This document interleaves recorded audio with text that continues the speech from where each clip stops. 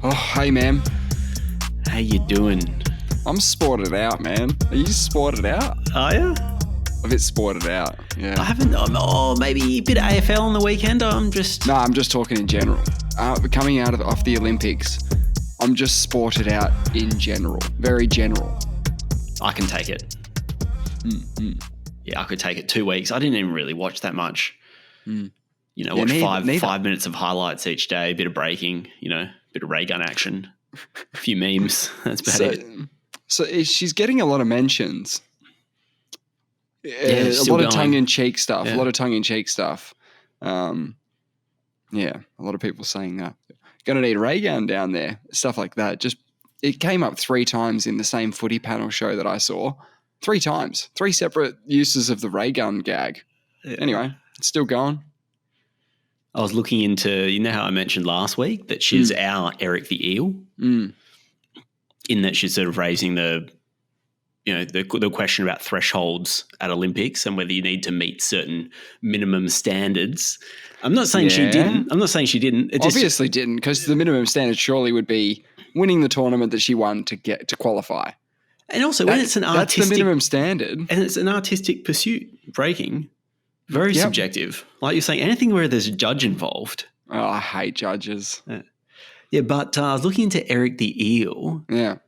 We talked about him briefly last week. Eric Musambani. Yeah. He said he honestly didn't know how to swim. Mm. He just had notions. Nothing more than that. Right. Watched it on the telly a bit. Thought it looks pretty easy. Yep. Trained in a 12-meter swimming pool. I think I know where you're going with this. Yeah, keep going. I don't know where I'm going with it, so I'm glad you've got an idea. Well, surely, minimum thresholds have come a long way in 24 years, because Musambani sort of just put his hand up and said, "I like swimming. Have you ever done it?" Well, no, but I'll give it a crack. And Eric was a swimmer, and he went out there and he gave it a crack and he did his best. Yeah, and he says in Equatorial Guinea they didn't have an Olympic-sized swimming pool. The only pool, the pool where he trained was in an old hotel, and it was a 12-meter pool. Yep. And he hadn't even seen a 50-meter pool before arriving in Sydney. It's so daunting seeing a 50-meter pool, isn't it? The first time you see it. It's quite daunting. I mean, it seems a little bit unsafe. Did does. Someone check he could swim?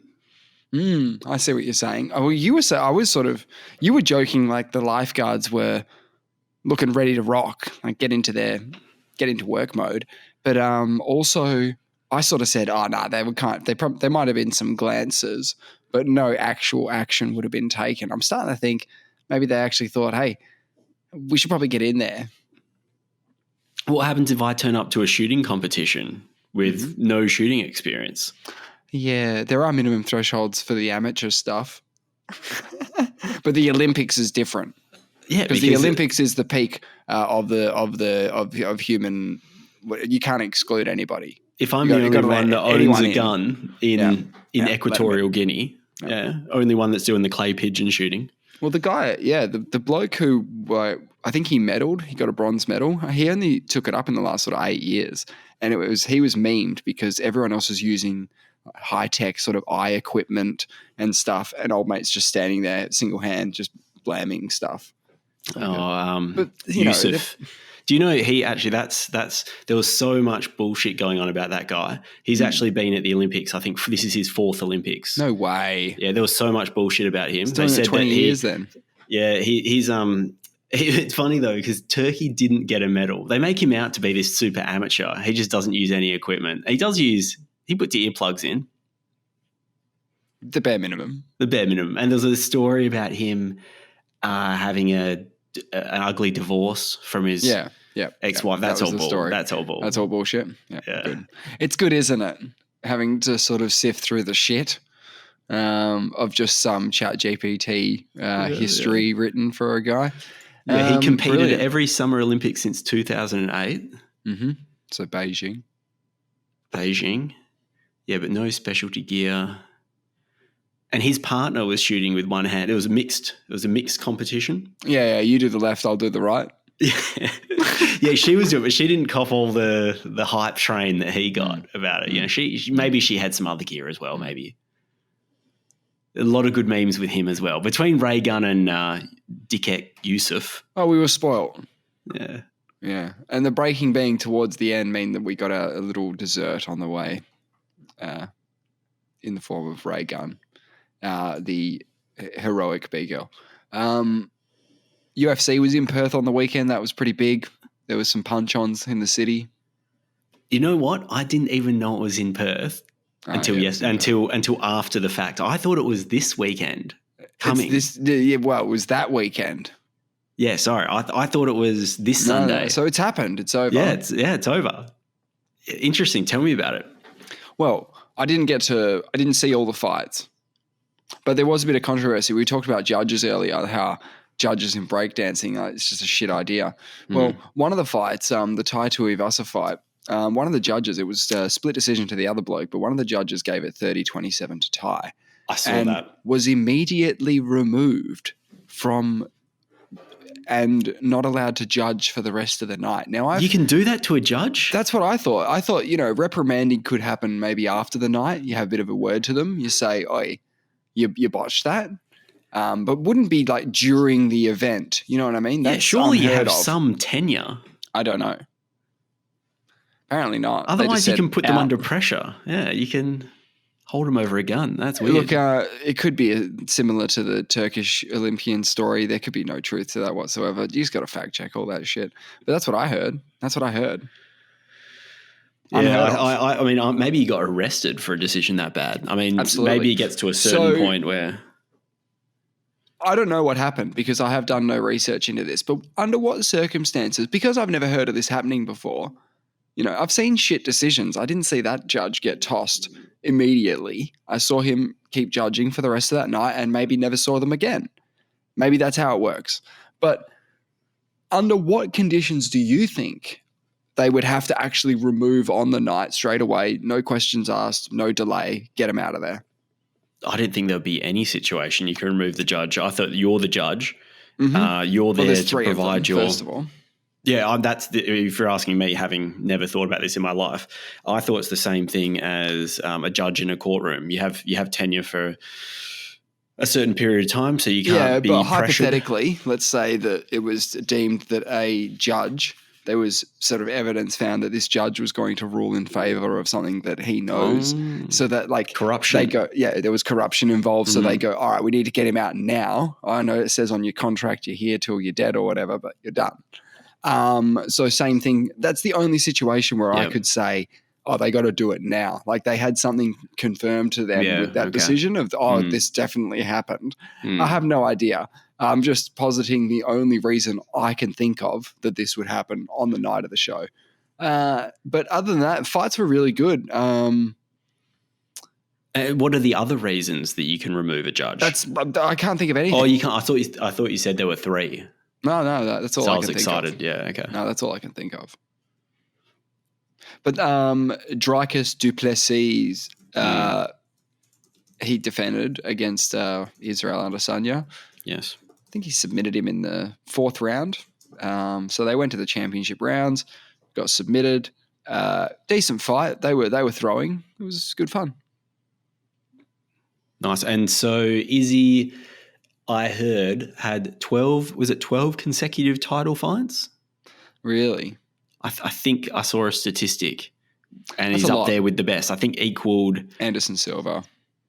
And even the John Canadian Jones. bloke. Who's the Canadian bloke? Oh, George St. Pierre. Yeah. Yeah, so George St. Pierre is an old enough dog in MMA to just be called, who's the old bloke now? I like that. He is. I mean, that's how it works.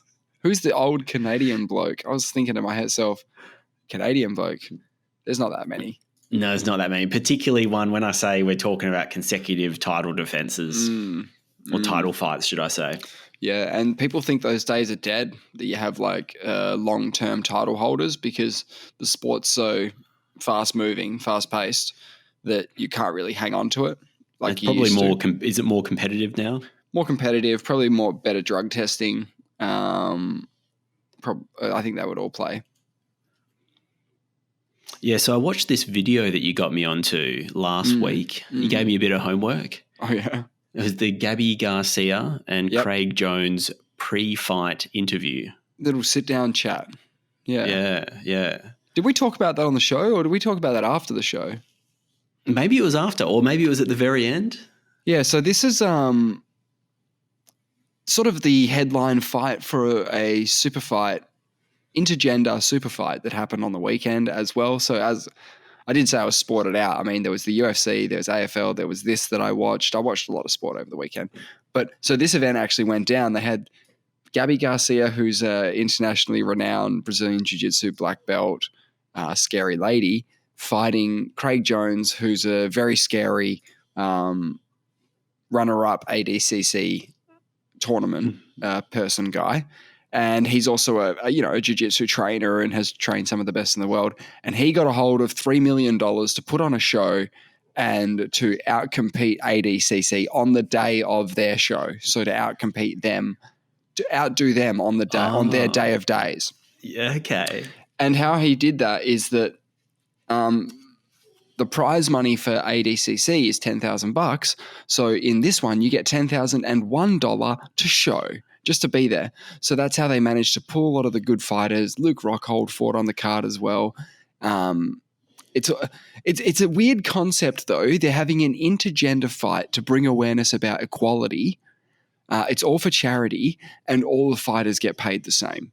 Meaning, it's equality as much as it can be in terms of maybe the ADCC is thought of as being too driven on, this doesn't make us any money, so we can't pay the fighters, that sort of thing.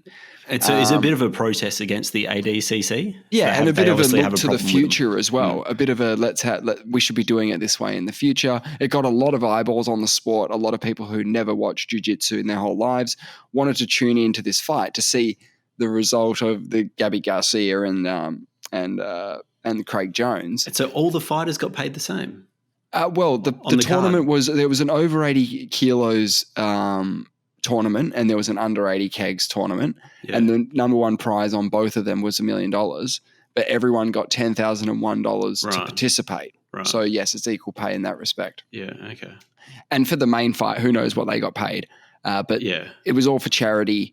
And you sort of, if you were a big name, you would be able to direct a certain percentage of the money to your sort of chosen charity. So if something's close to your heart, you sort of point some money at that. And they want to do it every year. And this guy reckons that whoever the hell's funding him, but he's not telling anybody. Not disclosing. Okay. Yeah. He said that he's been given a green light to just do this every year. Probably Bill Gates. Forever. Yeah. And well, the Clinton Foundation. The notion was that it's like a Mark Zuckerberg, because he trains in jiu-jitsu with Craig Jones. So it could be Zucker, or it could be any number of people who he's met through his international travels of being a jiu-jitsu guy and traveling the world. So look, we don't know. Anyway, they had that Zuck interview. Should get in there. Zuck should get in there. Do the Elon Musk Zuckerberg fight. I'm beginning to care less and less about that as they get older and older. But fuck it, I don't care. So have a slap fight. No one. I don't care. I'll watch anything. So, they had this sit down interview with Renato Laranja, and that's not his real name. He's not really a Brazilian person. He's an American putting on a Brazilian accent. He does a really good Australian accent. I showed you a video earlier about him doing an Australian accent. It's fucking spot on. Hilarious. It's really good. All right, so you watched that interview, or you watched some of it. What did you think of it? Well, my first impression is she's a pretty big unit. Yeah, seeing her side by side with Craig Jones. Yeah, and we talked about how they're pretty similar in sort of weight and stuff. But when you look at them on camera, you're just like, holy shit, she's huge. I saw her whip out some sex toys at some stage. To be honest, I was skipping through the interview a little bit. I was watching bits and pieces. It was really interesting. Yeah, I mean, it was equal parts Laranja in character, like trying to like bone her or him, or a lot of flirting going on. Yeah. Craig Jones is bringing up, hey, if I get you in a leg lock, you got to do an OnlyFans video with me. So it's all a bit of promotion in terms of they're promoting the fight, they're promoting their own shit. She's got a sex store, she's promoting some sex toys. She's wearing a completely see-through outfit. Yeah, it was quite revealing, it's and he was making wild. some comments about it. And he was touching her leg, and it's a super. It was weird, really fun. It was fun. No, but it's a very fun interview, but it's a super weird dynamic for a fight that's talking about sort of equality and sort of gender equity when you've just got this guy just oogling over a lady. I get it. It was a big gag, but I assume she was very on the nose. Actually, you know what? Yeah, she wasn't giving as much back as they were. She was warming to it.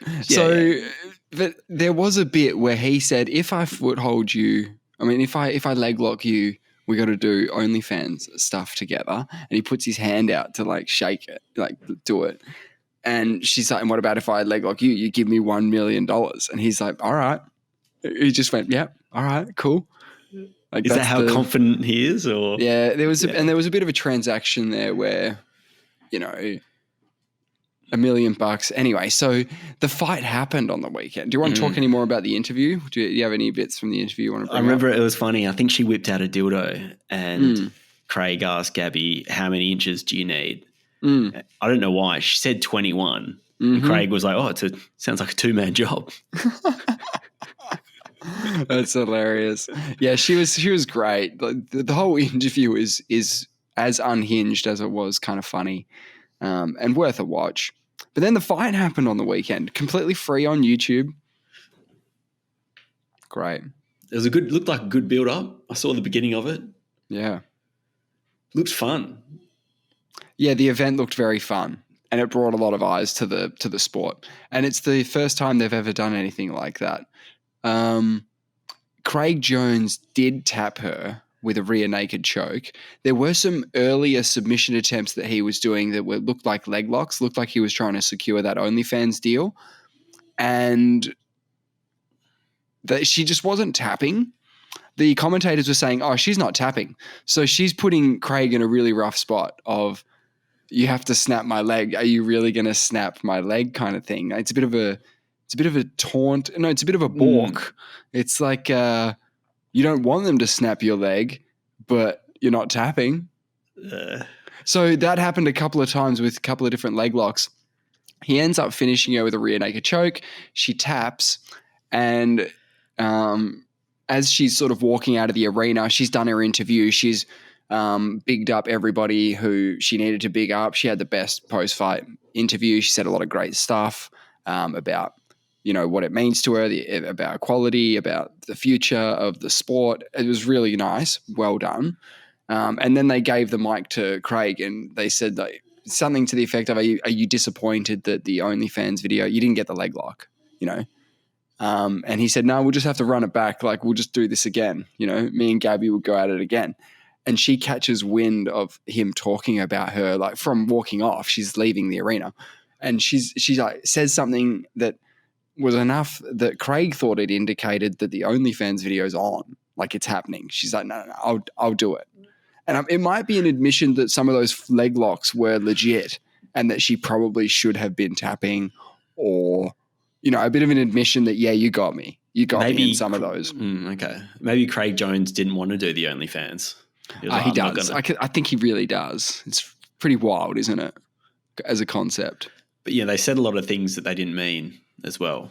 That's all I'm saying. We're going to take his word for that one as well. Well, he got the tattoo. I think there was sort of a mutual understanding that they were both going to get tattoos. And so was that a real tattoo? It looked real. Yeah, it looked very real. Yeah, because I didn't get to the end of the video. I don't know if they ran that to ground because she looked legitimately shocked by seeing that. Yeah, she didn't look happy about it either.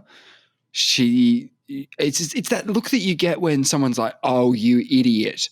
You fucking idiot. Why did you do that?"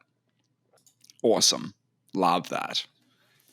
So that happened on the weekend. That was good to watch. ADCC's feeling all butthurt and threatened, right? But here's the reality. I went and watched some of the ADCC because I have a legitimate interest now because of it brought my eyes to the sport. So you got to take those. You got to take your licks.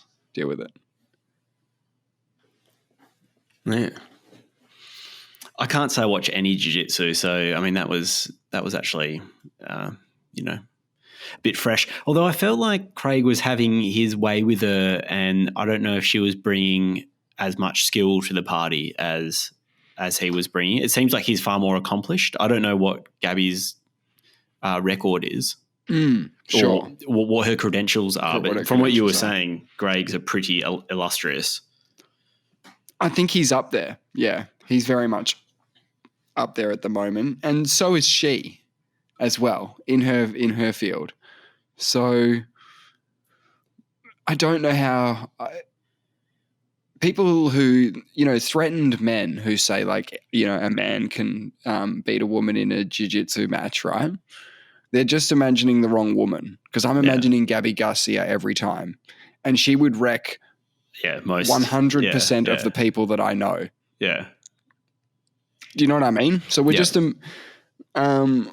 Craig Jones maybe wasn't the matchup for her. He was cocky going in. I think that's part mindset and part showmanship and sort of a bit of cockiness just to go with the fight and promote it.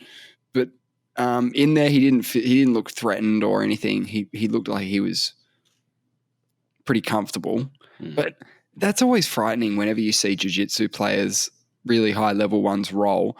They look like they're going to rip each other's necks out. They look like they're going to kill each other, but it's all safe or whatever. But I get really uncomfortable. People getting cranked on the necks and twisters and shit. And I'm just thinking, I feel like my bones would just snap instantly, but then it doesn't matter. Even when that Gabi Garcia, Craig Jones fight started, I instantly get uncomfortable seeing these two snakes kind of go at it on the ground. It makes me feel a little bit like, do you remember Salad Fingers? Yeah. The YouTube videos where you just watch them and they make me feel very uncomfortable. Yeah, okay, so that's the same thing for you. Are you like preempting some sort of break or something? A leg break or an arm break or something like that? It's the tension. There's something about it that it's the conflict. It's in like up close and personal. I'm not really sure I don't really know. Well, it's like turning every limb of your body into sort of a weapon. Yeah. It is kind of scary. And because I don't know too much about it, I don't really know when someone's in trouble until it's all over. I think some people that have a better understanding and they know that the end when is the commentators call it with like 8 seconds, when they say, oh, no, this is done. And there's still 3 or 4 kind of moves to do before you, Yeah, it's good. What else is going on? I hear there's a pirate stock exchange in Somalia. What does that Have you mean? ever heard about this? You can invest in gangs planning missions and you get a share of their profits. Oh, my God. It's capitalism, baby. It's piracy and capitalism finally back together again. You got to make the system work for you, and I think that's what they're doing. Wow. So people are micro-investing their incomes to fund Somali pirate missions to get a return on that. Yeah, buy low, sell high. That's my motto. Well, that's what I've heard. Maybe I ask ChatGPT. ChatGPT won't know if it happened post-2020 or if they updated that by now. Because ChatGPT had no idea what's going on post-2020. Yeah, I can't remember when ChatGPT's updated to. I remember at one stage it was like September 2021. Convenient. But I want to get in on it. I wonder if I can get some, like, invest some crypto in it. I mean, what kind of a world are we living in if I could invest cryptocurrency in, Somalian pirates? Yeah, whatever happens is just envelopes. Have we gone too far? Well, the internet and digital technologies are a tool, and they're used for all kinds of things, good and bad. And this is an example of one of the bad ones. Okay, this is a website, www.bosshunting.com. Origins of the Pirate Stock Exchange. Harder here, Somalia. Urged in the late 2000s, so it should be on ChatGPT, as a response to the rampant piracy along the Somali coastline. The stock exchange was conceived as a means to organise and fund piracy operations. It offered a structured system for local investors to financially back pirate crews in exchange for a share of the ransom obtained from hijacking vessels. But if the pirates don't pay you your share of the bounty, what are you going to do about it? Yeah, it's more of a guideline than a law. Nah, look, you'd think that there'd be like Lannisters. You'd think they'd pay their dues because you've got to keep the investments pumping in. Yeah, you got to pay dividends, right? Yeah, you got to pay good, juicy dividends to these investors. At least once, and then you can do whatever you want after that, I guess. What happens if they come back, they're like, oh, look, mate, we didn't get a lot of bounty. I think that would happen a lot. But we have a lot of prisoners. Yeah. You know, you can sell, everyone gets their share of the prisoners. Jeepers. And you'd be like, mate, what am I supposed to do with this? I want cash. I want untraceable Bitcoin. Yeah, I'm in Australia. Not some tourist. That's terrifying. I'm not sure if I told you this before, but I went scuba diving in, I think it was, I don't know what country it was in, to tell the truth. Jeff organised it. It was near the Philippines, but I think it was one of the countries next to the Philippines. It was an island called, I think it's spelled Pau Pau, but they say Popo Island. Mm-hmm.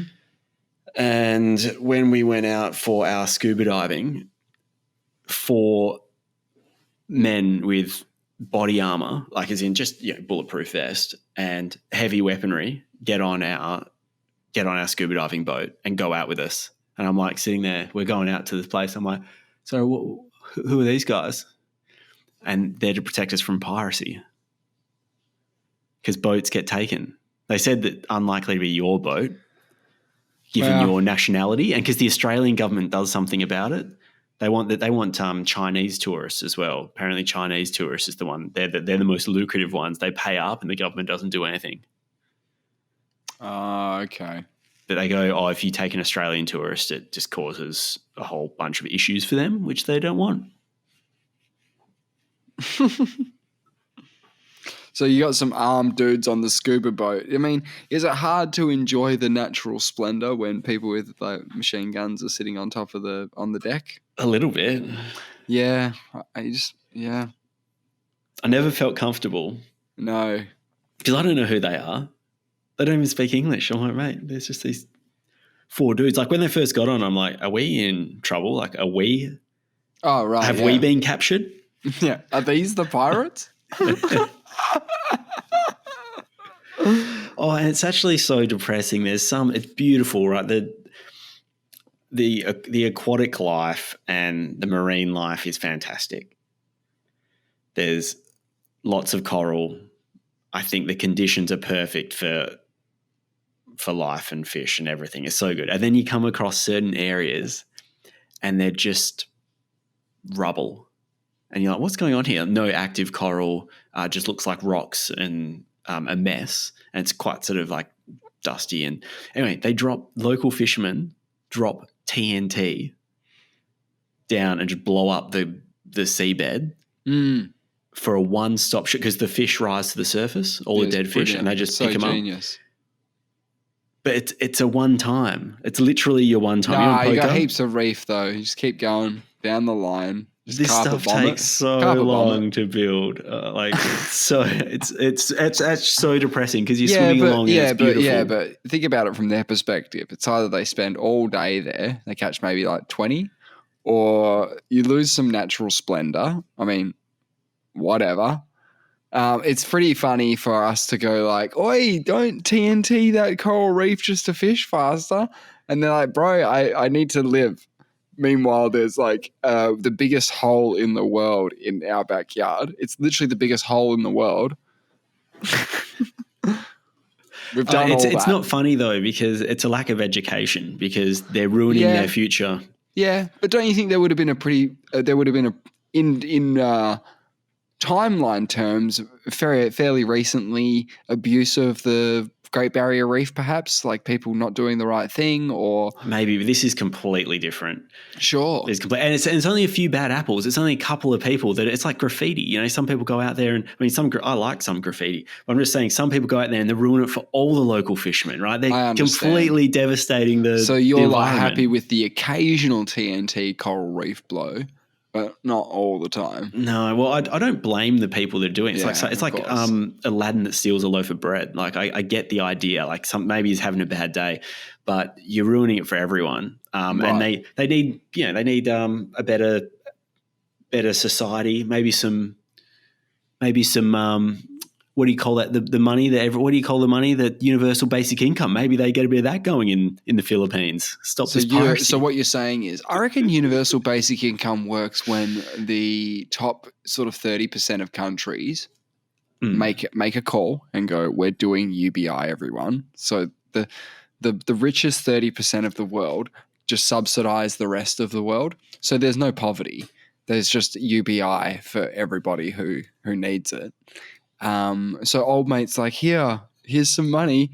And he's like, cool. So what would he do with that? Because he's either going to just buy shitloads more TNT and turf the reef up some more, because he'd be able to get 10 times as much done now. Where the education comes in, hopefully.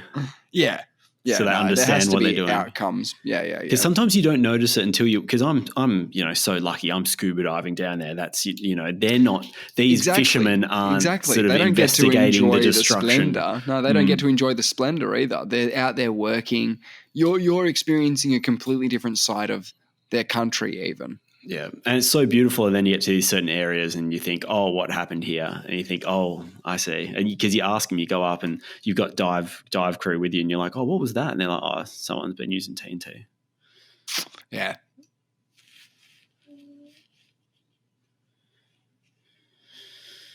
Diving's pretty cool though. I remember I was living with you and I made the decision that my brother was right into it and he convinced me to do my dive courses. Yeah. And I remember thinking, I'm going to freak out when I'm 30 meters under the water. Yeah. No, that does sound frightening. I could see myself having a bit of a panic attack, but it's actually really peaceful. Yeah, I can imagine it being peaceful once you get the sort of notions that there's a shark around you all the time out of your head. And even if there are sharks, they're normally not that interested. Yeah. Well, they're quite interesting. I have never seen obviously I haven't seen a great white. That would just be, I've seen one in a cage. I've been in a cage and looked at one, but. How big? I think the ones that come up to the boats are actually the more juvenile ones, about 4 meters. The big boys, the 7 meter great whites aren't interested anymore. They've seen all those kind of commercial boats. They're just not interested. Apparently that's what they tell me. Yeah, 4 meter boys, and they're like terrifying. There's an aura that they seem to emit. I guess it's just because the water is the opposite living environment to us, up above the water. So for us, it's a terrifying place. But to live there, to actually live underwater during the day and the night, do you ever think of a shark at night? What's it up to? What's it doing at night? Just cruising around? I think they do. Don't they sleep? Because sharks don't sleep, do they? Oh, no, wait. I think they have to keep moving. They have to keep moving, yes. Can you imagine if we had that? Terrifying. Would you just walk outside? We would have developed some sleepwalking thing. Would you walk around your bedroom, or do you reckon you would just let yourself loose outside? Yeah, you just go. Just go. Just walk. You mean we're all just walking around in the street? Yeah, everybody. Sometimes would you just... very disorientating. Would you pretend sometimes? Would you just go for a walk and just pretend you were sleeping? Yeah. Why not? Probably get out more than I do now. I slept walk to my neighbour's house once. I'm sure you told me that one. Yeah. I know this one. You rang the doorbell or something, or you knocked on the door and you just waited there. Yeah, and that's when I woke up. The physical act of knocking woke me up, and I was really confused because I was thinking, what am I doing here? And it's too late to – firstly, you're confused. I was very confused. But now the door's been knocked, and now you have to either run away and be that guy who's door knocked someone at 11 p.m. and just run off, or you have to be the guy that 2 or 3. It was early, and I think it was 2 or 1:30. It was late. And I could hear some rustlings as well. They were actually really quick to open the door. They're actually relatively quick. I think maybe your sleepwalking wasn't that good. Basically, you would have been, because sleepwalking is not a regular strut down the street sleepwalking. It's probably just a very zombie-like mode that we're in when we're sleepwalking. So you might have bumped into something or rustled some bushes while on the way to the front door, and they've been alerted to your presence, and they're thinking, what is Matt? What is the neighbor doing right in front of us, right in front of the window at 2:00 in the morning? You know what I mean? That's probably what happened. Gave myself away, you reckon? The element I just don't think you're that lost. stealthy when you're asleep. No. Famously. I used to sleepwalk quite a lot in the house, actually, and you can get around fine because you know your own house so well. But we had, I think it was 4 steps up into the kitchen. It was just a slightly change of level. Sunken. Yeah. Yes. And so I'd walk from where my bedroom was, there's 4 steps down into the lower level, and then there's 4 steps up into the kitchen. Oh. I would get down the 4 steps fine. Yeah. That wouldn't wake me up. I'd know what I'm doing. When I was walking up the next 4 steps. Towards the kitchen. We're hungry. Yeah. I don't know what I'm doing there. I don't know what I'm doing. Yeah. For some reason, I would think that there would be a 5th step. So I would act as if there's a step, but then when I put my body down to stand on the step and it's not there, that creates a jolt that wakes me up. Which it does regular. But why does my brain think there's an extra step there? Because it happened quite regularly. I think it's to protect you. It's to protect you from popping your hand on the stove in a sleepwalking state. It's your internal brain, like memory banks, remember that it's 5 steps to protect you so that you will jolt yourself out. Fuck, I'm smart. It's got to be that. It's got to be that. I can get to my neighbour's house. I can imagine all the amazing things I've done when I'm sleeping. I didn't know it. Yeah. It's a completely wasted time of our life, isn't it? We need some way of measuring, detecting, or using it. That sleep time. Yeah, I lost that superpower, actually, unfortunately. I used to have it. I woke up in the bathtub once. Yeah, that's a good one. Yeah.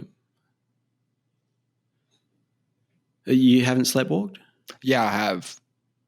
On a camp, I sleptwalked out of the tent and nearly fell off a big hill, and then I couldn't get back in the tent, and I think I fell asleep outside. Oh. Long time ago. Hey, we have to say happy birthday to Bill Clinton. Happy birthday, BC.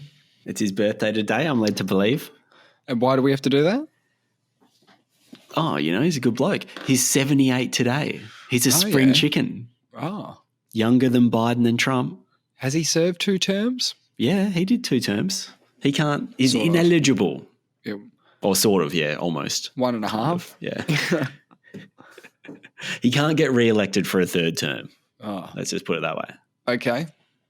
Well, it's a bummer because he's a perfect age for a candidate. Yeah, I was just thinking. I was like, man, this guy, where's he been? Like, I mean, he's in the conversation. Late 70s seems to be in your prime for a presidential nomination. Yeah, I haven't heard much of the election stuff. I'm just waiting for a first debate, really. I really want to see Kamala go up against Trump and give it a good shout.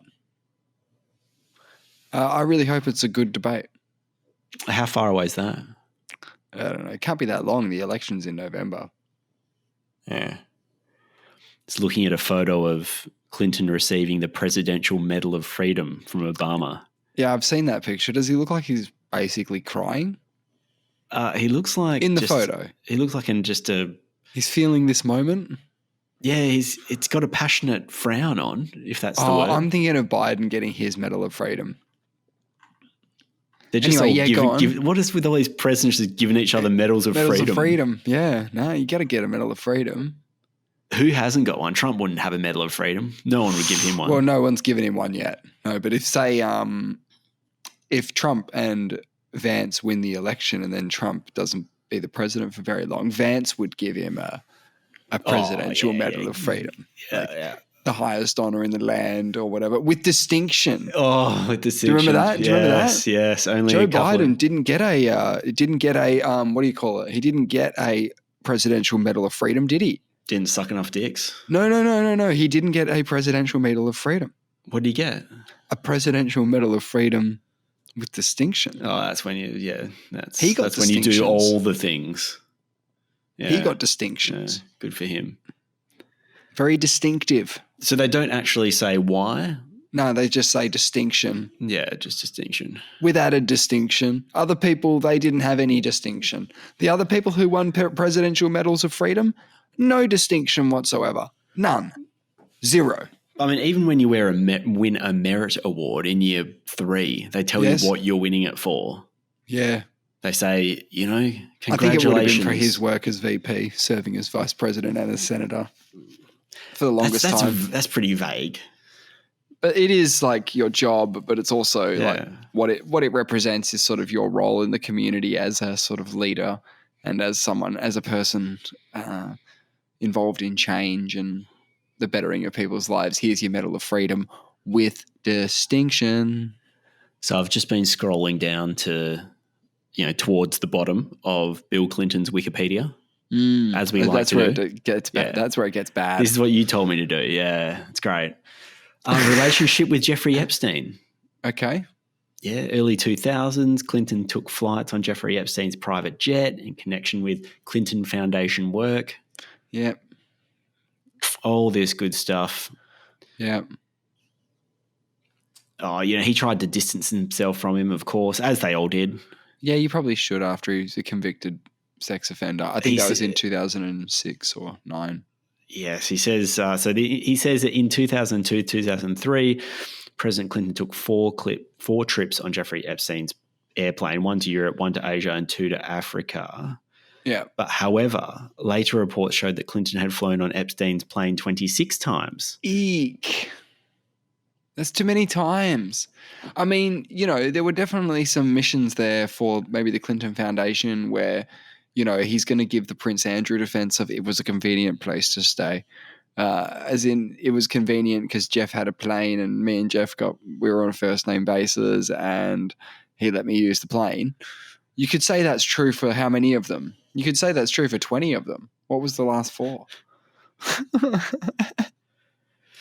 This is interesting. So this is on Wikipedia. Clinton reportedly used Epstein's private jet to visit Little St. James Island where Epstein resided on multiple occasions between 2002 and 2005. Yeah, so using the plane is one thing, like going to Africa and stuff with Kevin Hart or whatever is one thing, but going to his island is a sort of different thing because that's sort of just hanging with Jeffy time. Yeah, it's like land of the Epstein. Yeah. Virginia Roberts. Private universe. Yeah, go on. Virginia Roberts, later known as Virginia Giuffre, says in a lawsuit that while working at Donald Trump's Mar-a-Lago resort, she was lured into sex trafficking ring run by Epstein, and while traveling with Epstein, she saw Clinton on the island. Yeah. So it's being got all seen the big on names. The island again is being seen on the island. You know what I'm saying? It's not great. Not great, but if she saw something more, she wouldn't just say she saw him on the island. She would go, I saw him doing this on the island. That's the telling thing. According to Roberts, Epstein told her that Clinton owed him favors or owed me favors. Yeah, when that she might be asked just about what that might he be just was a doing weird there. flex that he's got, or part of his manipulation of her. Even like an extension of the manipulation of her is he's saying that he's got all these people in his pocket or whatever. Yeah. Oh, he's off the hook though here. She also reportedly claimed that Epstein and Clinton had dined in the presence of 2 girls aged approximately 17, whom she believed Epstein had invited to have sex with Clinton, but Clinton showed no interest in them. Wow. Wow. Your Honor, case closed. I rest my case. Yeah. And that man deserves a round of applause, obviously, and all the bells and whistles that go along with just being a law-abiding citizen. You know what I heard? I heard a person giving an interview, like a celebrity giving an interview, and they talked about the price of coffee being really expensive. And I'm like, that's how the really rich that's how the really rich try and be relatable. Oh my God, the price of coffee. And I'm like, no. Like coffee is not expensive, is it? Even if the price of coffee is expensive, it's not expensive. Like Lamborghinis are expensive, big penthouses are expensive, that sort of thing. Saying that coffee's gone up in price is got to be like, if the price of coffee is a problem for you, we have a bigger problem. And if it's about relatability, we've got an even bigger problem. Because I thought just everything was expensive, but I don't know. I don't know. Could be just coffee, but it did get me. It was a good hit. Oh man, house prices. Like, how good does stuff have to be going for you to go, wow, coffee is expensive? Yeah, if that's your only financial problem. Like maintaining it, whatever you've got going on and all of the other stuff. Yeah, paying the rent. It's just coffee. Yeah. You can just not have a coffee. Yeah, if it's going to cause you that much financial distress. You just send him a few bucks for coffee. That'll help him out. But yeah. I wonder what Bill and Hillary do. Like, what do you reckon they're doing right now? What do you mean? You want me to try and get into that? But they're probably just, I don't know, doing a Lego set or playing some Uno. Do you reckon they have dinner together, or they're both off? I don't know. Are they eating together, or they're both so busy that they don't have time for that kind of stuff? Like that they... I don't know how busy you want to be at 78. Isn't it his birthday today as well? Like, surely they're just having dinner. Nice little dinner somewhere. Let me just check. Maybe pop a movie on. But didn't you say? Yeah, I thought it was. I'm just going to check. Where's his? Yeah, I've heard it was. Just just want to make sure. I don't want to have to take back August 19. Yep. No. Happy birthday, Mr. Clinton. Happy birthday. That's Marilyn Monroe. Similar vibes though. Yeah. Mm-hmm. So he defeated George Bush Sr. I said, then did George Bush Jr. come along and defeat Clinton after his 2 Clinton terms? Was impeached. Yeah, so he didn't defeat him, but was he the next president? No, I don't think you can be, right? Or can you be? Oh, either way, he probably would have beat an impeached Clinton. George Bush Jr., right? Yeah, so it was George Bush Sr. Yeah. I thought it was Al Gore versus George Bush Jr., though. Yeah, no, it was. And Gore obviously lost. Yes. Yeah, so Clinton they weren't go up after he... But he'd done 2 terms, so he couldn't... Wow, he'd done 1.5 terms. And everyone gets 2 terms. It seems to just be the way things go. Well, Donald Trump didn't get 2 terms. No, but, And Joe Biden didn't get 2 terms because... it's pretty rare for a presidential incumbent to step out of the race. That barely ever happens. We're in unprecedented territory here. And I think the reason we're in unprecedented territory is because we're in unprecedented territory in regards to how old both of the leading candidates up until Kamala Harris's switch out were. So because we had the oldest bloke in history trying to be re-elected as the now oldest bloke in history to be the president, this has brought this issue back up into the equation of, is he the best man for the job? We need to get someone else in. And there are other people who are his, or older. Get someone older. I think Joe Biden in about maybe 10 or 12 years could probably have another crack at the presidency. I just think he's a bit young.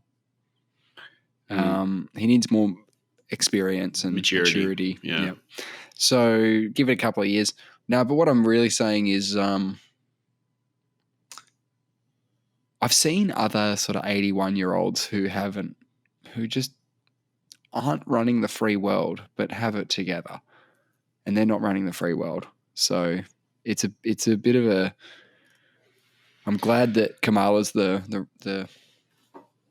most head of the party people right now. That are 81 don't want to run the free world. Oh, man. I mean, who the hell? There's no... It's Oh, my crazy. God. It's crazy. I think he got confused. And if you and we've talked about it before, but even if you're 81, are you at the peak of your ambition? No. You're not at the peak of your skill set. You're not at the peak of your ambition. What's going on? You don't want someone who's faced with the question whether to launch retaliatory nuclear bombs who's 81. Nah, you don't want to be in charge of anything. They don't have to live with the fallout. No. You got to go someone that's got some skin in the game. Yeah, or go older. Like, let's set it up like a papal thing, like a papal thing. Let's get a presidential pope in, elected, whatever. A little committee. And then when they die, run the smoke, like put the white smoke up, get a new president in, butts. Maybe we can do a Dalai Lama type US president. So let's say Biden is let's just say he's still president. Let's just pretend. Well, he is. And will continue to be president until he dies. Okay, yep. Sorry. And then when he dies, he will be reincarnated into a younger Dalai Lama. This is how the Dalai Lama goes on. So I think you pick a baby or something that's right. Is that how it works? Like, is it once the Dalai Lama dies, is it then a baby is born? I'm pretty sure that's how it worked in Tibet. And then China got control of Tibet and they're like, no, we're just picking the Dalai Lama now. Like we want to pick our guy. Became a bit more political. It doesn't really work for succession if you're kind of 20 years without a Dalai, aren't you? Because the Dalai Lama dies, and if he's just been born again, well, he's not going to be very useful until he's, Dalai Lama age, 20 years or whatever. But at least then years. You're getting a Dalai Lama. Yeah, you're not half baking it. No. You're Is keeping that how it works? Okay, ChatGPT is telling me the selection of the Dalai Lama in Tibet is a unique and deeply spiritual process rooted in Tibetan Buddhism.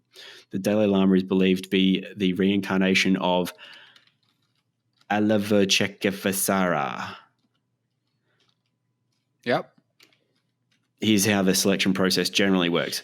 Okay, number 1, death of the Dalai Lama. Upon the death of the Dalai Lama, a search begins for the reincarnation, who is believed to have been reborn as a child. The process can take several years. Wow. There's a search committee. High-ranking lamas and monks, particularly from the Gelog school of Tibetan Buddhism, form a search committee. Okay. So step 1, dude dies. Step 2, search party. Yeah, we've got to get. Can take several years. Yep. They're often guided by signs, visions, and omens to identify the location of the reincarnation. Right, so this is pretty scientific stuff. Yep.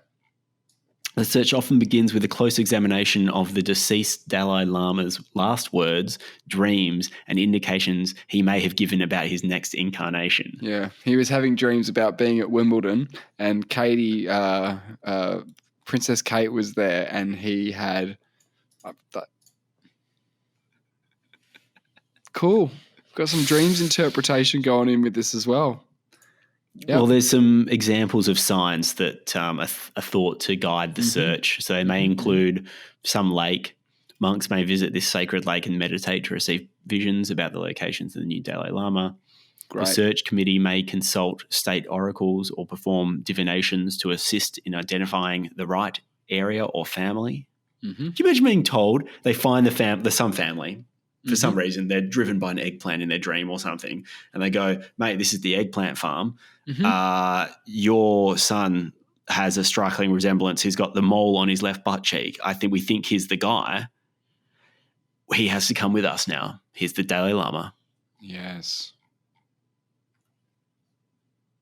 After death, the body of the Dalai Lama is traditionally placed facing south. Monks observe the position of the body, which may indicate the direction in which the next Dalai Lama is to be found. But you're putting his body. Yeah. There's a bit of intervention there. Yeah. Yeah, maybe where he falls. I'd have more faith in the way it's like Mr. Burns when he falls on the clock and he's pointing at the... I don't understand that. What's he pointing at? The numbers correspond... What was the theory? It's a compass. Oh, that's right. It's the compass. Yeah. And from his perspective, it would have been WS. Yeah. So the 13th Dalai Lama, the one before the current one, was born in 1876, discovered in 1878, 1878 or recognized in 1878 and was enthroned in 1879, 1 year later, when they were 3 years old. So you've popped a 3-year-old into the hot seat. and said you're the 13th Dalai Lama. It's hard to get your head around. It is. It's sort of like a kingship. It's sort of like a monarchy, right? But there's some sort of voodoo going on to pick the next monarch. It's not just based off family. It's based off people. I don't know. But how do my point was going to be is that they're born, like the current Dalai Lama was born in 1935, only recognized in 1939. So when he was 4 years old. So there was a period of 2 years where the soul of the Dalai Lama was not in anybody. Yeah, well then, right? Where is it? Where Where must is have been he? in some sort of like midland or some sort of like Purgatory. purgatory, or something. Okay, so to figure out which child's the right child, because that's important. I think That we would can be agree. important. You can't pick the wrong one. The child is often tested using objects that belong to the previous Dalai Lama. Oh, you give him like a rattle toy that belonged to the previous Dalai Lama, and if he like gives it a good rattle. Well, they're asked to choose from a collection of They're not items. asked anything. They're 3 years old. They're 3 years old. It depends which one they go, but they know that they have an attraction to the objects of their previous life. I mean, doesn't this make any sense to you? Yes, this makes perfect sense. So correctly identifying these items is considered a strong indication of reincarnation. Yep. And Did I say that? You can't argue with that kind of logic either. I mean, that's facts. That is just fact. Yeah. Go on. Once a child is identified and recognized as the reincarnation of the Dalai Lama, the selection is confirmed by senior lamas. I love how they're called lamas. A bunch of lamas come along and have a bit of a look and give the nod. A bit of a rubber stamp moment, I reckon.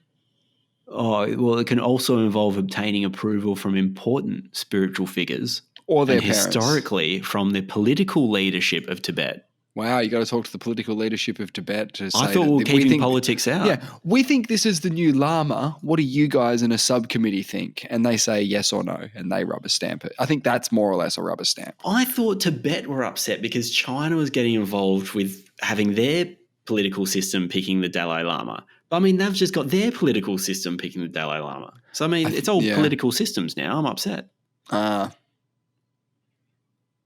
Damn. And there was a tradition known as the Golden Urn system. Oh, yeah, that's a good system. Where names of possible candidates were placed in a golden urn and one was drawn, like a lottery. Yeah, that's brilliant. Name is in a hat. Just pull a name out of the hat. However, this method was not always used. See, if it was a golden hat, it's got a lot more cred, doesn't it? If it's a golden hat. Of just a regular hat, names in a hat, that's nothing. Golden hat, now we're talking. Well, this wasn't a hat, it's an urn. But I'm saying, like, if you wanted to jazz up a hat, golden hat. After the confirmation, so once we figured it out for sure, and everyone's sure, the political system, that's it. The urn spoken. Stamps. The child is formally recognized as the Dalai Lama and taken We're now formally recognizing this 4-year-old person as the reincarnation of our spiritual leader. This is the creepy thing, is that where he undergoes religious training and eventually assumes his role as the spiritual leader of Tibetan Buddhism. Wild. So they go, okay, so you got to learn a bunch of stuff, even though you're the reincarnation of the spirit. Look, it's hard to explain. But once you've learnt all the stuff, you have to then be the Dalai Lama until you die. Yeah. Do you reckon you can opt out, or do you think that once you get to a certain point, they're like, mate, we've sunk 8 years of training into you. Like you're now 12 years old. We can't afford for you to. No, I don't think they would, because there's definitely the soul of the previous Dalai Lama going on in there. He's been reincarnated. So no, there is no giving up. There is no opting out.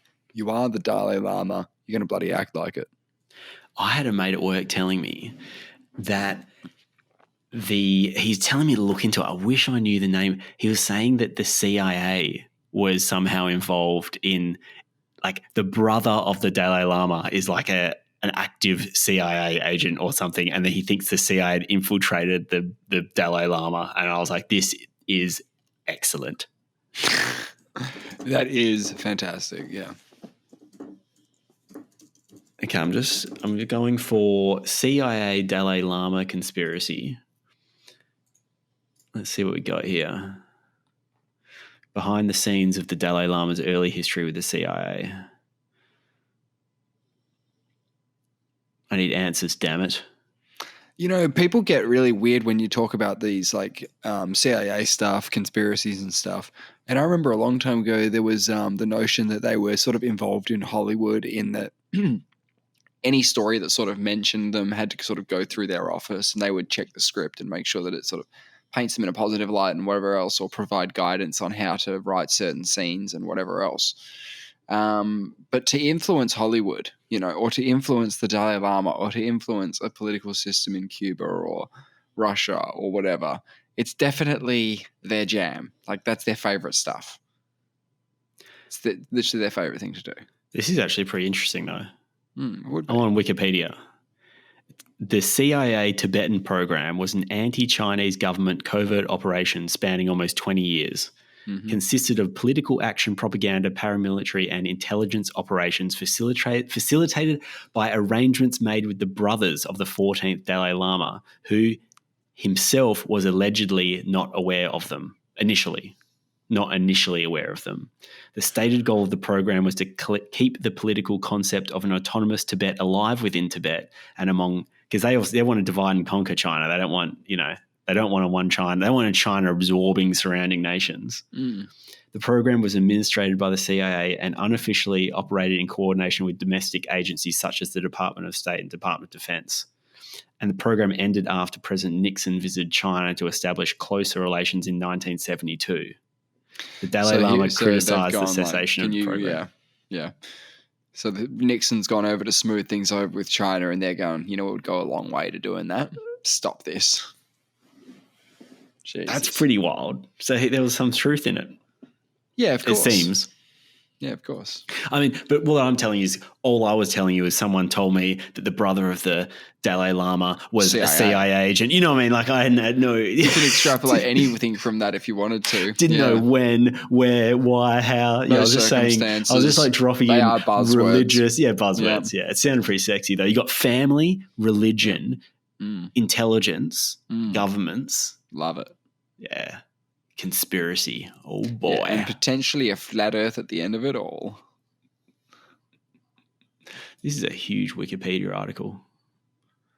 Yeah, it's a bit scary, isn't it? Because sometimes I think the density of a Wikipedia article gives it a lot of cred. Like, if it's got a lot of information, obviously like someone's written all this down.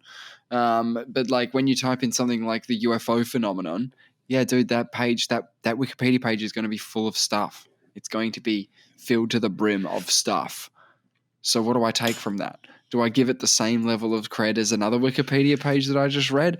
I mean, surely it's going to have some very important words on that Wikipedia. With the UFO one, it's going to say that, to our current understanding, no government has ever admitted to, dealing with aliens or anything like that. So there's a bit of a TL, a bit of a too long didn't read moment that you can have on those Wikipedias that'll sort of alleviate you of any sort of problems readjusting. Yeah, well, they're even totally. And then they're even going into they've got a breakdown of the costs, the US dollar cost that they devoted to the Tibetan program for financial year 1964. The following table below, they got Tibetan resistance efforts in Nepal, $500,000. Tibetan houses in New York and Geneva, half a year, X amount of dollars. Training, subsidy to the Dalai Lama, miscellaneous costs. MISC. That's my favorite. MISC. This here is for training. This here is for houses in the West End. This is MISC. It's just good accounting. Yeah, you can, stuff a lot of stuff into the MISC. Yeah. And then Thailand's got its youngest leader ever. So we've got the US on one hand trying to elect a dead guy. They've got... Going the other way. Pei Tongtan Shinawatra. That's my best effort. She's 37, right? So she's the PM, but she's also the daughter of a billionaire tycoon and the former leader. And she's one of 4 members in her family who have been the leader of Thailand. Yeah, it's a bit of a dynasty, hey. Got to be the best person for the job. I mean, there's two ways of looking at it. There's probably the right way of looking at it, which is there's no possible way that they're the best person for the job. It's literally impossible for four people in the same family to be the best people for the job. And then there's the other side of looking at it that it's like, oh no, it's that family is the best people for the job, and they always have been. They're born with it, and they're great. Yeah, and maybe they've got the genetics. Maybe it's Maybelline. But yeah, no, I tend to think it's the first one. I think people just recognize a name and go for it. It's not true for RFK at the moment. He's a Kennedy running in a presidential election as an independent, so that's a bit tough. Hasn't been assassinated yet. Doing really well. Touch wood, hey. I mean, after an attempt, you know that there's potential assassinations. He would have had attempts as well. He would have had things happen, threats. He would have had threats as well. With this Thai leader, said that she's the fourth member of her family to be leader. The other three, including her father and her aunt, were deposed by military coups or constitutional court rulings. So I don't know how they keep getting in because they on what grounds though? Just being like the best, you know? I don't know. Probably corruption. Well, it probably. What makes me like surprised is it seems popular, and they're either getting elected validly, and the public love them, and then the military comes along and goes, "No, fuck you, you're out." Yep. Every time. Or they've got, control of it's a rigged election. And they've got so much money. Well, firstly, her dad's a billionaire. So, I mean, he's doing all right. And the economy in Thailand's like pretty crappy. Like that's one of her big challenges is actually getting this stalled economy going. Otherwise, they're going to start nuking the seabed just for a meal. Yeah. Just get the fish up. But I like the youth. That's a good policy. 37. Yeah, sure. She's younger than me. Yeah. Yeah. So you're telling me I could run Thailand? No. She can. Yeah, I can't. She's got the pedigree. She's got the I need to stay in my lane. Probably shouldn't be doing a vodcast either, but... Yeah? This is too far straying from your lane? Yeah, here I am. Here we go.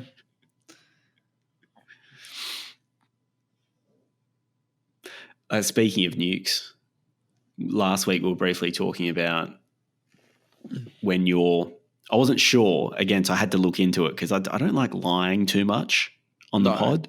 No. And I was saying, I didn't want to misinform. Wittingly or unwittingly. Yeah, sure. Not that there's the audience, the masses. I must tell the masses the truth. And I was saying I thought that when you're PM of the UK... that you have to write a letter to the nuclear forces, particularly the nuclear submarines. Just let them know what your plan is. What your plans are. And that is correct, at least according to ChatGPT. So it says one of the most – I Googled is there anything that a PM has to do at the early stages of when you're first sworn in or whatever, something along those lines. It said, yes, one of the most critical and confidential tasks that a new Prime Minister must undertake shortly after taking office involves the UK's nuclear deterrent, particularly the Trident nuclear submarine program. And it's called a letter of last resort. Yeah, the letter of last resort. So the PM must write the letters of last resort. These are written letters containing instructions for the commanders of the UK's 4 Vanguard-class nuclear submarines in the event that the government has been destroyed by a nuclear attack and the Prime Minister is dead or otherwise incapacitated. Right, so this is more of like a vengeance plot. This is like if they nuke Big Ben, here's what you do. Yeah, you have to follow my orders. The contents of these letters are known only to the Prime Minister and their trusted advisors. The instructions could range from retaliating with a nuclear strike to not retaliating, placing the submarines under an allied nation's command or some other course of action. So you can go join the US. Yep, you could say go join France or the US. You could say shoot them, or you could say don't shoot them. So although it's a letter, you really got 3 options.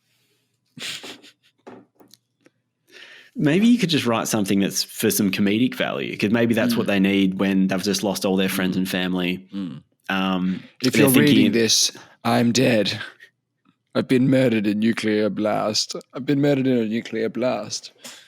Yeah, I don't know. I don't know how you get funny from it, but we could. I'm sure if you put a bit of thought into it. Oh, I got it. It says something like, if you're reading this, we've been wiped out in a nuclear blast. Oh no, it doesn't work because he can't even do like a just kidding moment. Yeah, because the letters the letters are you get him sealed. to call a number. It says call this number. And it gives him it gives them like a number and they go, hello? And they'll say, hello, who's this? And I'll say, this is the president or this is the prime minister. What do you want? But you're dead. This is like a recording. It's a prank. Oh, so you do that one where you record a message hello? And you go, hello. And they go, hello, who is this? And I go, yeah, it's the prime minister. What do you guys want? And they say what they want. And you go, nah, I'm only kidding. Shoot the nukes. I'm dead. Like, shoot the nukes. This is a recording. This is a recording fire. Launch them all. So these just in case I haven't been clear, shoot all the nukes. Yeah, maybe you can say shoot all the nukes. If you're having any doubts, call this number. And then you call the number, you fucking idiot.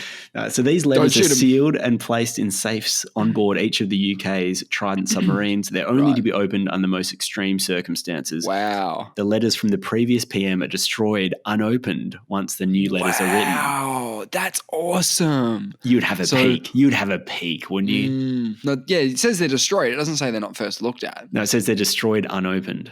You got to have a look at it just to make sure he wasn't trying to, destroy the world. The first thing I would do if I was captain of the sub, I know there's protocols and, you're trained to just follow orders and stuff, but I'd be like, all right, new PM, get the old ones out, put them in my satchel or whatever. I'm taking those home. That's a memento. Absolutely. All right, here's the sitch, right? You're the guy. Yeah. You're the guy. You're on the sub. I'm on the sub. The sirens come on that says that they've been nuked. Right, so you're going down to the safe. You got to go to the safe. Yep. You're doing the thing. Well, firstly, am I the commander? Has done. I'm the commander. Yeah. Well, no commander's ever had to open this in ages. Yep. Inside the letter. All right. Let's just establish a bit of the devastation. So they've done a good job. Like everything's nuked pretty good. I'm just trying to give you this because inside the safe, you open it up. On the letter, it says, "Up to you." Your choice. Like, what do you do? So you never expected. You've been following orders your whole life. Yeah. You're not expecting, this to turn around on you. Like, make a call on your best judgment as to what you think the best course of action is. Who's nuked who? Who nuked the UK? Yeah. I need context. Let's just go an old classic. We'll go Germany. Oh, that is an old classic. That's really thrown a cat amongst the pigeons. Look, I'm not interested in stoking the fires of any global tensions so there's conflict. Basically a new Hitler. Is that what you're telling me? There's a reincarnation of Hitler, perhaps. Unfortunately, reincarnation works both ways. Shit. Would be the title of that would be in the trailer for the movie. Yeah. So World War III. Well, does it matter who launches the nukes? Does it really matter? It doesn't. It doesn't. But I could have got real racist or something, Yeah. I could say depends, if they're white, those dogs are gonna die. Right. But if they're black, they're probably just having a laugh. Right. Cool. Probably not so bad. Yeah. Probably a big old. Or it could go the other way, be like, no, if they're white, then give them a free pass. But if they're black, fucking obviously nuke them. Terrifying. And there could be a bit there. If they're really white, leave them alone. If they're really black, leave them alone. But if they're in the middle, if they're like caramel at all, they got to go. Wow. Yeah. There's a lot of options, is what I'm saying. There's a lot of shades in between white and black. Really. There's a lot. No. Not really. Can I shoot first and ask questions later? I think that is the general policy of what people. I think that's what led us to this point. Maybe because I could actually I could go down history. Right, we're already in nuclear war, so it's probably all we're all going to die anyway. So I'm going to go down in a blaze of glory. Firstly, I need to get my name out there. I'm the captain of the Vanguard. Yeah, Vanguard 6 or whatever. Yeah, 6, right? And then I need to get that message out there, right? I need to start broadcasting this bad boy. What are you broadcasting? I'm saying, I've had 22 beers. I'm going to get me a pack of cigarettes. I don't even smoke, but I'm just going to start going nuclear on my body as well. Right. Yeah. I'm launching 1 nuke to each continent. Wow. Why? Yeah, everyone's getting a fair share. Plan. Yeah, everyone's getting a fair share because everyone's going down anyway. Right. And my name will live on amongst the sort of 5,000 survivors that survived the nuclear winter.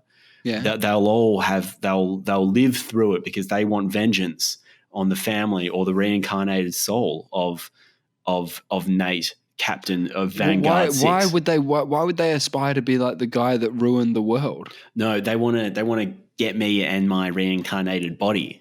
So they want to track me down. So what they're going to do for vengeance? I don't know how you're not following this. So for vengeance, we've established reincarnation. Yes. Because that's a really grim vengeance thing. Because we talked about the Dalai Lama's process of getting the Dalai Lama involved as being pretty grim. You got to get like a 3-year-old. Imagine deciding that some 3 or 4-year-old child is the reincarnation of the dude you hate the most. I'm trying to teach human civilization to unite against a common enemy. By nuking everybody. And my children. Right. And my reincarnated. So I'm just trying to establish, I'm playing the heel is what I'm doing. So in UFC, So I'm playing the heel. Yeah. And if we didn't have the heel, if we just had we don't really know what happened, but we all through all our human nature, we developed these bombs and then we just wiped ourselves out. They don't have someone to blame like a Hitler. I want to be Hitler. For the good of the mankind is what I'm saying. Oh, okay. Yeah, because otherwise we might not have the will to go on. You think that we need a reset moment, like Planet of the Apes style? Yeah, I don't know what I'm thinking. I'm just rolling with it. Yeah, either that or maybe just a few more medals at the Olympics next time. Like either or, like nuclear winter forever, or maybe just a couple more medals. At this point, I can join any country's nuclear fleet that I want to. I might just go to Australia. I've got 4 Vanguards. I'm the commander. I might say, hey, cancel the contract, guys. I know it was controversial when we cancelled them last time where France got really pissed off because they missed out on 600 billion. But I'll be like, hey, we got 4 nuclear class submarines. Yeah, I got 4 nuclear subs without a home. No facilities. Yeah. Maybe you just put a... Don't know where I'm parking these. I reckon what you do is you put a Facebook ad up. You take a photo of the nuclear sub and you'd be like, hey, brand new nuclear sub, fully equipped with all the latest weapons and technology. Best offer. Who's got the, imagine the messages you'd get. Oh man, from some countries, we'll give you $1 billion. We'll give you a couple of $1 billion. Are there any nuclear subs on eBay? Put it out to market is what I'm saying. Yeah. Yeah. I don't think there would be any. I'm just going to test this nuclear submarine. Can you buy a submarine on eBay? A remote control submarine? No, one that you can get in. I really want to go to the WA Maritime Museum. Has an old Collins class submarine sitting there on the land that you can just go and check out. I just want to see what it feels like to be a sardine. Oh, that'd be terrible. I wonder how long they were in that thing. I watched a documentary about that Ocean Gate, the one that imploded on the way to the Titanic, the Titan vessel. Oh, yes. And in that thing, they talked about how early on in the piece, he was trying to create a submarine with just parts you can get from Bunnings, essentially. And the second Mark II, the Titan itself, was even more kind of just thrown together. The original one before the Titan had all sorts of dials and cool shit inside it. The other one, just one button, an on button, and a joystick game controller. Yeah. Oh shit! It's wild. It's wild. Yeah, that's that was pretty wild. That can opener.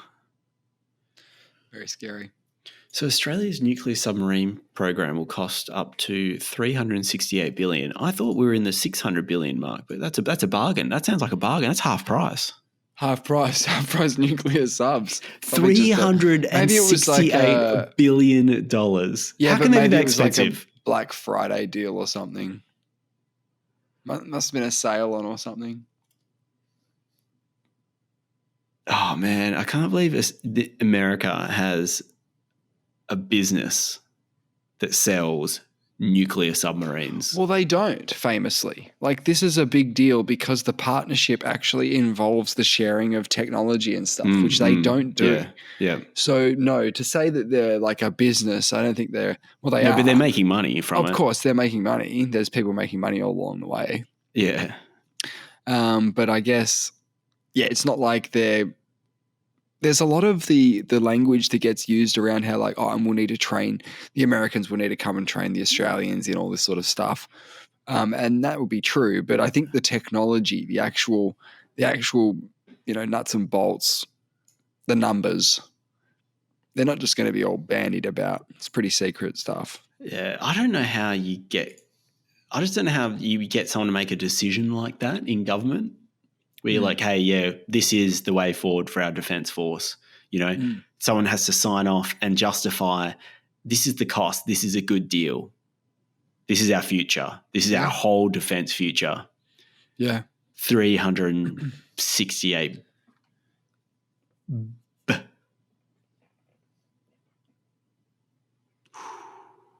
Yeah, so you liked the round of footy on the weekend? Pretty crazy, man. This has been one of the most wild seasons ever. Unbelievable. The Eagles game was a bit dog shit, but that's okay. The rest of the games were pretty good. I can't believe the Dockers lost. They were ahead, right? They did have a lead. Pretty disappointing. It's rough. This is classic Freo, though, isn't it? In some ways. I didn't want it to be. Snatching defeat from the jaws of victory. So they've lost their last three. They were third. With it's been a topsy-turvy season, hasn't it? And they're going to miss the 8. They're going to miss the 8, man, for sure. Whoa. No, I mean, they're not. It's not. I think they're going to miss the 8. I mean. And what? We 1 round to go. Yeah. Oh, my God. So they're versing second, but at home. They're versing Port at home. Yep. So it's doable. But they need. Their fate is not in their own hands in that. So they need Carlton or Hawthorn to lose or both? Or Bulldogs. But I think Bulldogs are playing... No, Bulldogs are the most likely to lose. I think they're playing GWS. Am I... Oh. So they need Bulldogs to lose. Right. And they need to beat Hawthorn's Port. Playing like North or something. Yes, or that's Carlton. done. That's done. Yeah. North have literally packed up for the year. Yeah, it's pretty rough. And the Eagles got beaten by around 60 points at home by Carlton. And people were saying we might have a shot here. What else happened on the weekend? Oh, it's yogaing. No, I mean, let's try and merge with the infinite again. Oh, you're just doing that? Yeah. Yeah, just be that. Yeah, I think I might be the Dalai Lama, actually. You could be. Realization, yeah. Have you had any strange men visit you about the dreams that they've had? Had any strange men visit me at home? Yeah, and said, like, we've had a dream about you. We've been dreaming lately, and you've been popping up all the time. One of them we were boning. I don't really know what it means, but I think it means that you might be the reincarnation of the Dali. We're just trying to get a head start on the Dalis. Yeah, there's a bit of that. I reckon the reason I'm doing this yoga course is it's the soul of the Dalai Lama that is within me. Trying to reconnect, yeah. So I didn't actually choose to do it. Something within me guided me to it. And here I am. And so this is the spiritual training that I need. And then I'll go to Tibet, I believe, and I will lead the Tibetans to independence. Is that okay? To go to Tibet? Well, like, you're a bit old. No offense. The Dalai Lama can't choose, I can't choose. It just is what it is, mate. This is how the cookie crumbles. But you're not the Dalai Lama yet. I might be. You're the empty vessel waiting for the soul to get in there. You're waiting. Because he's famously still alive. Man, now that we're talking about this, I need to find this. I think I realised I might be someone's reincarnation. Ah, yes. One of your brothers really likes him. His name, he got me onto this book called Labyrinths by Jorge Luis Borges, or Borges. I don't know how to pronounce his last name. Yeah. But he died. He's a really weird dude. He's this Argentinian dude, and he writes these short stories in Labyrinths, and they're amazing. They're very interesting. Anyway, he died in 1986. And you were born in 1986. Yes, and it was actually when my mum was 13 weeks pregnant, I estimate. And the reason why I say that's important. Oh, yes, I know about this. I said 13 weeks, not quite. They say that I don't know if it's reincarnation or some spiritual thing I've read before. They say that the soul enters the body at 49 days. And I'm pretty sure it's 49 days. What's really interesting is that, this is like some bullshit, like historical thing. I don't know who came up with that period of time. But I'm pretty sure that's when, because they talk about abortion, right, heaps in the US because it's very topical. I'm pretty sure that's when a baby has a heartbeat. Yeah, you've brought this up before, but I don't really get it still. Well, it's just interesting because they didn't have that. Oh, no, it says look, cardiac tissue starts to pulse around 5 to 6 weeks of pregnancy. What I thought is there was an alignment between this ancient thing and like modern. When you have modern and ancient stuff uniting, I find it interesting. But just from a very sort of a logical perspective, not getting into the spiritual side of it, right? You could say that the soul enters the baby, right, when it starts like kicking, because there's a physical thing linked to kicking. Yeah. You're like, it's actually making a decision in there. It's doing stuff. It's having a kick, have it going out for a kick. You know what I mean? Like then you could be like, all right, if it didn't have a soul before, it definitely does now. Because look, it's kicking all over the place.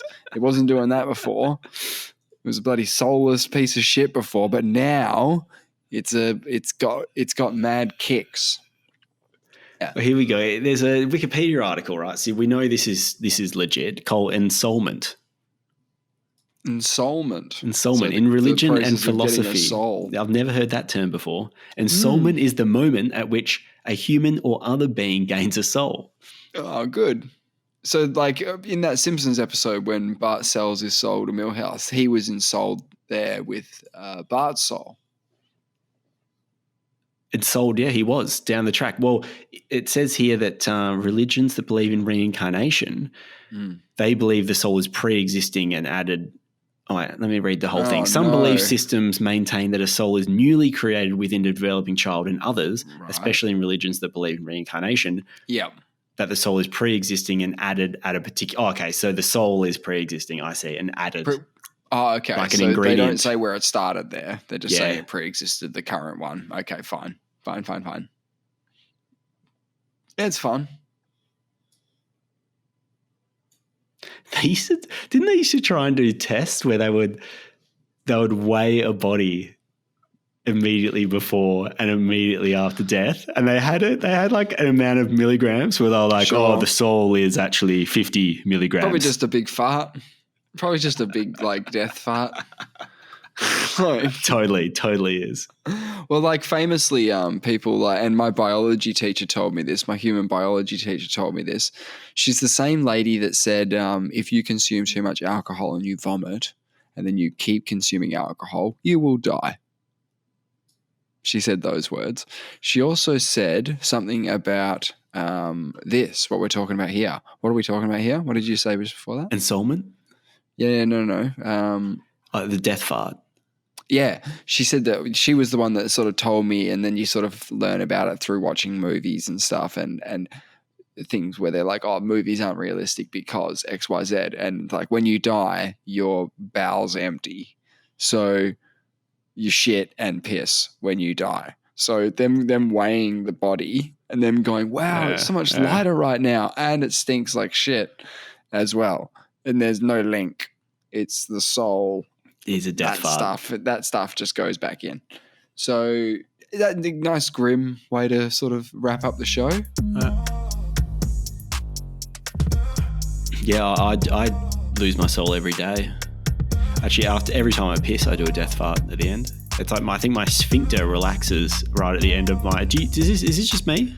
We've talked about this as well, I think. So some people are quite happy to stand at the urinal and just fart. Oh, I mean, I'm a bit. I'll be gentle. There was a bloke recently. He didn't even close the cubicle door to have a shit. Oh mate, what? So you've got a public toilet. So in a public toilet. Jesus. Had the door to the cubicle open and was even game enough to be doing like audible shitting. You know what? Or audible shitting where you go like.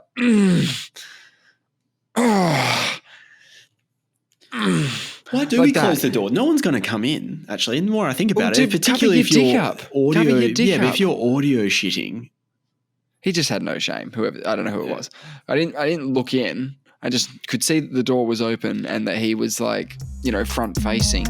Oh man, wow. Man, my dick's so big it just hangs in the toilet water. So got no problems there. But still close the door because no one should have to see that. Man, but if you're looking at my dick in the toilet water, you're too close. I agree, but it's not like, I keep the door open to the cubicle so that people don't look. That doesn't make any sense. Just close the fucking door. Good to hang out, man. We'll see you guys same time, same place next week. Yeah.